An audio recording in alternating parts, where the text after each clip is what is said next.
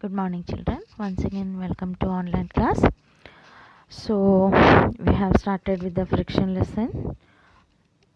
So far, I have teach all the topics. So, this is last topic, that is fluid friction, children. Now, we are going to talk about fluid friction. What are fluids? Fluid is also called as liquid is also called as fluid, as well as gases are also called as fluid. But it is not the mixture of liquid and gases. Generally, it is called as fluids, liquids as well as gases. When some objects are moving in liquid, so that object will be having some frictional force. So that experience of force, friction, that friction is experienced by object is called as a drag. For example, when fish swims in water, the fish will have some friction in water, and the diver will be diving in the water. Even the diver will be having some friction. Aeroplanes while flying in the air will be having some friction. Birds flying, so many. So these all will be having some friction in air. So one more example I'll give you.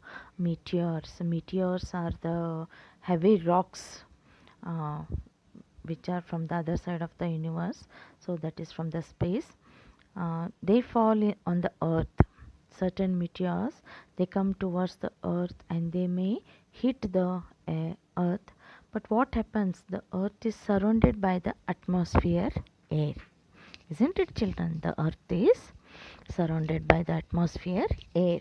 When these meteors or the rocky materials enter the atmosphere, due to the friction of air, they are burnt into ashes. What happens? They are burnt into ashes. See how the useful the friction is, isn't it, children? The friction is protecting the life on the earth.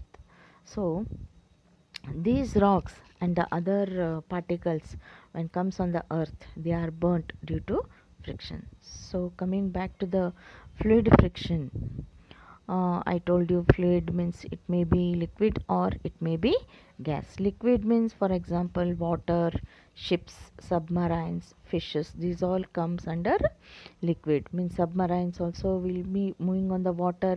Ships will be moving on the water. Fishes will be in the water.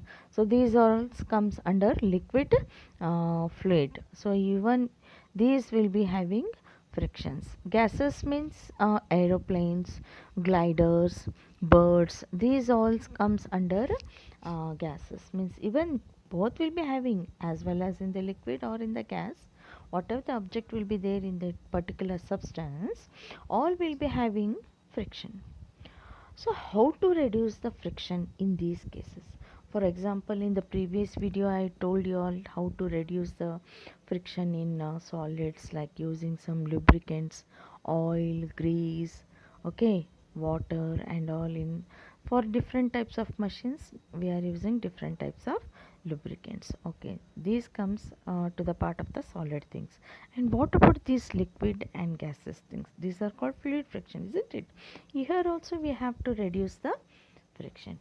How to reduce the friction here? What we have to apply to reduce the friction? Here we have friction based on in friction, fluid friction. Friction is based on the two things. That is, one, speed of the object and shape of the object, isn't it, children? So I think you have seen the aeroplanes. The front part will be dome like, somewhat like pointed, like why it will be pointed, like why it can't be square or some any other shapes, why it is done like a pointed? So that it cuts the air, it cuts the friction in the air, so it is pointed legs. It is, that shape is called as nothing but the streamlined shape. It is called as streamlined body. For example, even fishes will be in the liquid, that means in the water, isn't it, children? Even they are having same stream like body. Those are called as streamlined shaped body. Okay, these streamlined shapes so that they easily cut the air. So the special shape helps the object to reduce the friction, isn't it? So they are made like that. For example, submarine shapes, all, even these are all in the streamlined like, isn't it, children? So these are done in the streamlined so that they can easily cut the friction in the air.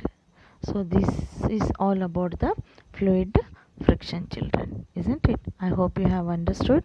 So how the friction helps in reducing and increasing, everything you have learnt in this lesson. So notes will be given in the further days, like within 2 to 3 days. So remaining part, everything, whatever the doubts you have, you can ask me in the Google Meet class. Okay, so that we can discuss there. I hope you have understood this lesson. So this completes your physics lesson, that is friction, isn't it, children? So I hope you have understood. If you have any queries, well, you can ask me in the Google Meet, children. Okay, thank you.